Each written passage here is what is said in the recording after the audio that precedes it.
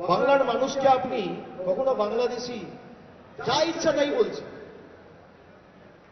যা ইচ্ছা তাই। যার 2002 সালে ভোটার লিস্টে নাম রয়েছে গায়ে ধাক্কা দিয়ে বিএসএফ পাঠিয়ে দিচ্ছে বাংলাদেশে। আমরা আইনি লড়াই করে তাদেরকে দেশে ফিরিয়ে আনছি। এরকম ভুড়ি ভুড়ি ঘটনা। কালকে আমি খবর পেয়েছি সাগরের 13টা ফ্যামিলিকে জোর জবরদস্তি বাংলাদেশে পাঠিয়ে দিয়েছে বাইরে কাজ করতে। আমি পরিবারের সাথে যোগাযোগ করেছি, বলেছি কেউ চিন্তা করবেন না, আমরা ফিরিয়ে আনবো। আমরা যতদিন বেঁচে আছি আপনারা করতে পারবেন। আজকে আমরা এই যে রাজ্য সরকার যে কাজগুলো করছে, সোশ্যাল মিডিয়ায় যারা প্রতিনিধিরা রয়েছে, আপনাদের দায়িত্ব কি? যে এত অর্থনৈতিক সমস্যা, প্রতিকূলতা, তার মধ্যেও মমতা বন্দ্যোপাধ্যায় রাস্তা করছে, নিজের তহবিল থেকে, রাজ্যের তহবিল থেকে বাড়ি দিচ্ছে, লক্ষ্মীর ভান্ডার দিচ্ছে। লক্ষ্মীর ভান্ডার দিতে রাজ্যের খরচ হয় প্রতি বছর 27,000 কোটি। এর মধ্যে বিজেপির কোনো অবদান নেই। প্রধানমন্ত্রী গ্রাম সড়ক যোজনা রাজ্য সরকার দেয় 40%, কেন্দ্র সরকার দেয় 60%। 4 বছর ধরে টাকা আটকে রেখে দিয়েছে। মমতা বন্দ্যোপাধ্যায় বলেছে তোমার টাকা লাগবে না, আমি তোমাদের কাছে মতানত করবো না। আমাদের রাজ্যের কোষাগার থেকে আমরা 8,000 কোটি টাকা খরচা করে 20,000 কিলোমিটার রাস্তা করার সংকল্প করেছি। গত বছর 12 লক্ষ পরিবারকে তাদের মাথায় ছাদের ব্যবস্থা করে দিয়েছে আমাদের সরকার, কেন্দ্রের কোন রকম সাহায্য সহযোগিতা ছাড়া। এগুলো বাংলার মানুষকে কাছে আপনারা পোস্ট করবেন। আরে আপনার এলাকায় যে কটা মানুষ বাড়ি পেয়েছে, এই যে পথশ্রীতে রাস্তা হচ্ছে, যান মানুষের প্রতিক্রিয়া নিন, টেস্টিমোনিয়াল বানান, বানিয়ে পোস্ট করুন।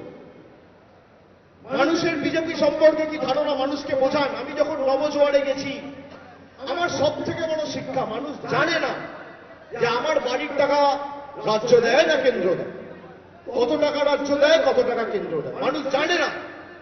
মানুষকে বোঝানোর দায়িত্ব নিতে হবে যে ভারতবর্ষের পার্লামেন্টের আইন 60% টাকা দেবে কেন্দ্র, 40% টাকা দেবে রাজ্য। এবার যদি 5,000 কোটি টাকা বরাদ্দ হয়, সেখানে 60% মানে 3,000 কোটি টাকা। এই 3,000 কোটি টাকা মোদী সরকারের দেওয়ার কথা, আর 2,000 কোটি টাকা আমাদের মামাটি মানুষ সরকারের দেওয়ার কথা।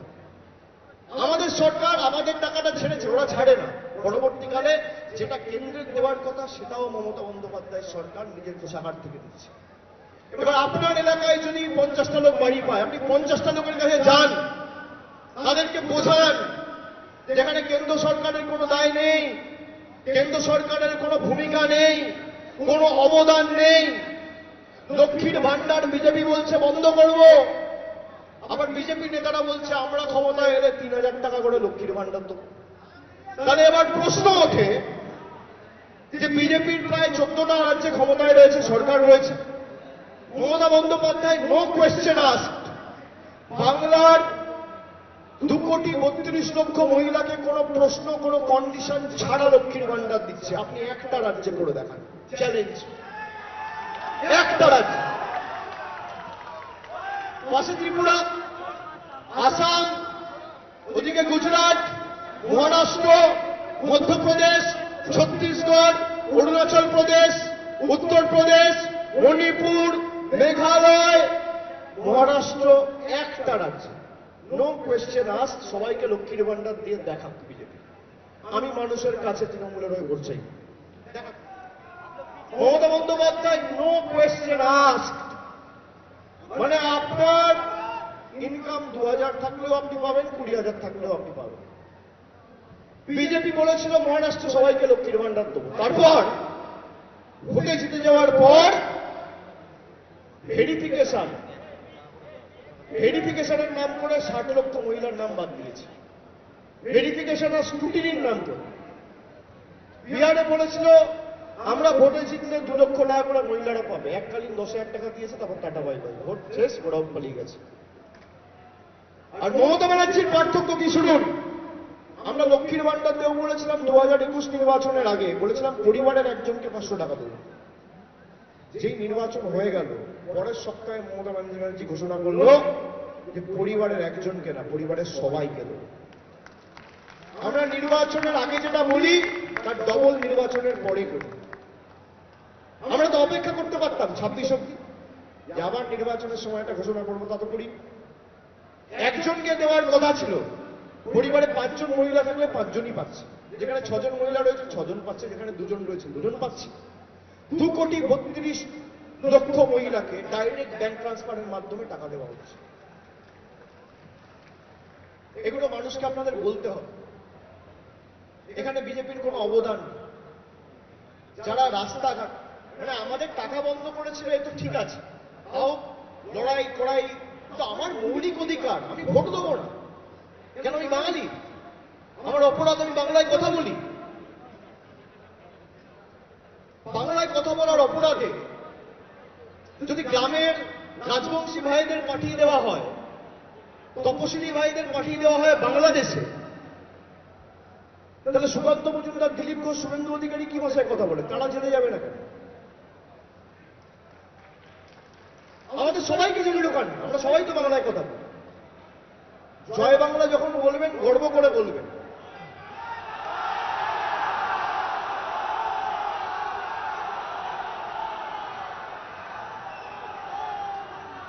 যারা ধর্মের নামে ভাবছেন বিজেপি হিন্দু ধর্মের রক্ষাকর্তা, এই বিজেপির এজেন্সি দুর্গাপুজোর ক্লাবগুলোর পিছনে ইনকাম ট্যাক্সকে লেলিয়ে দিয়েছে। এই বিজেপির নেতারা মা দুর্গার বংশ পরিচয় নিয়ে প্রশ্ন তুলেছে। এগুলো মাথায় রাখবেন। এই বিজেপির নেতারা আমাদের অপমান করেছে। কি এত আপনার তারা? 2024 থেকে আপনি করতেন, নির্বাচন হয়েছিল জুন মাসে, আপনি জুলাই থেকে এসআইআর করতেন, কোন নির্বাচন ছিল না, কেউ তো বারণ করে। নভেম্বর মাস থেকে এসআইআর, ডিসেম্বর থেকে এসআইআর চালু, আর ঘোষণা হবে ইলেকশন ফেব্রুয়ারি। আজকে এই যে এত লোক মারা গেল, এর দায় কার?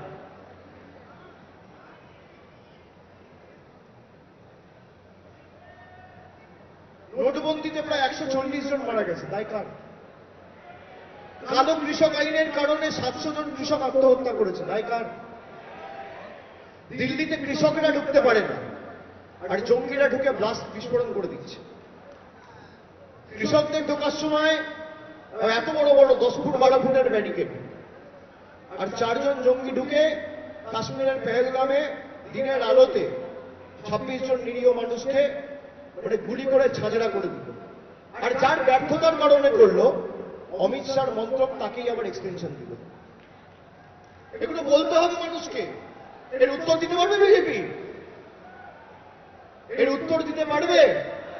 আমাদের বাংলাদেশি বলেছিল, আজকে জ্ঞানেশ কুমারের আর অমিত শাহর ক্ষমতা আছে, যে 58 লক্ষ বাংলার ভোটারের নাম বাদ গেছে, তার মধ্যে কজন রোহিঙ্গা আর কজন বাংলাদেশি তালিকা প্রকাশ করবে। আমরা চিফ ইলেকশন কমিশনারের কাছে মিটিং করতে গিয়ে পয়েন্টগুলো বলে এসেছি। উনি ভেবেছিলেন আমাদের একটু ধমকে চমকে দেবেন, আর আমরা হয়তো মিউ মিউ করে বেরিয়ে আসবো। আমার দিকে আঙ্গুল তুলে কথা বলতে গেছে, আমি বলছি আঙ্গুল নামিয়ে কথা বলবো। আপনি মনোনীত, আমি নির্বাচিত।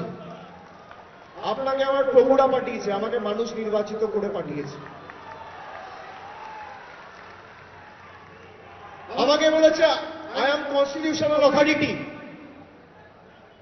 আমাকে বলছে আই এম কনস্টিটিউশনাল অথরিটি, আমি বলছি আই এম পাবলিক অথরিটি। আমি মানুষের কাছে দায়বদ্ধ। এসব দমকানি চমকানি অন্য জায়গায়। আর আমি তো বলেছিলাম সিসিটিভি প্রকাশ করতে, পারেনি তো। আমরা যে প্রশ্নগুলো করেছিলাম একটা উত্তর দিতে পারেনি। 5 বছর ধরে বাঙালিকে বাংলাদেশি বলেছে, রোহিঙ্গা বলেছে। তাহলে তালিকা প্রকাশ করা উচিত না? কজন রোহিঙ্গা ধরা পড়েছে, কজন বাংলাদেশি ধরা পড়েছে, কোথায়? এগুলো আপনারা প্রচার করবেন না? এদের ব্যর্থতাগুলো বাংলার মানুষের কাছে তুলে ধরবেন না? লোকাল প্রচার যেমন করতে হবে, রাজ্যের জন্য মমতা ব্যানার্জি যা করেছে সেগুলো তো মানুষকে বলতে হবে। চায়ের দোকানে বলতে হবে, বাসে বলতে হবে, ট্রেনে বলতে হবে, আড্ডায় বলতে হবে, ক্লাবে ক্যারাম খেলতে গিয়ে বলতে হবে, সব জায়গায় বলতে হবে। যেভাবে বাংলার মানুষকে বঞ্চিত, লাঞ্ছিত, শোষিত করে রেখেছে এই বিজেপি সরকার, বাংলার মানুষকে ভাতে মারার ষড়যন্ত্র পরিকল্পনা নিয়েছে। সেখানে সুযোগ পাবেন বলবেন। আর অনেকে ভয় পান যে বিজেপিকে আক্রমণ করবো, তারপর যদি আমাদের বিরুদ্ধে কোনো আইনত মামলা হয়। আমার স্পেশাল লিগাল টিম রয়েছে, আপনার যা আইনত সাহায্য লাগবে দেবাংশু আর তিরাঙ্কুরকে বলবেন, আমি দাঁড়িয়ে থাকবো আপনাদের সাথে। আমরা থাকতে দেখি না কার গায়ে স্পর্শ করে, অনেক ধমকানি চমকানি দেয় না, এই করব তাই করব, টিকি ছুঁয়ে দেয়।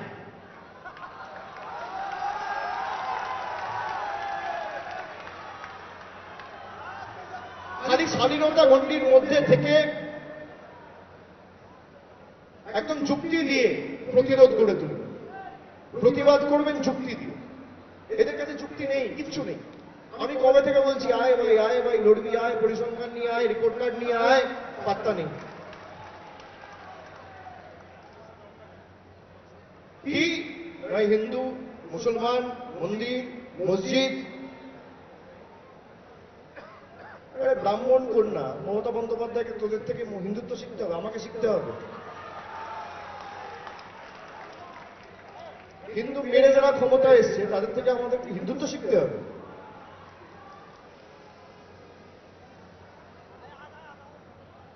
মা দুর্গা বংশ নিয়ে যারা কথা বলে তাদের থেকে আমাদের হিন্দুত্ব শিখতে হবে।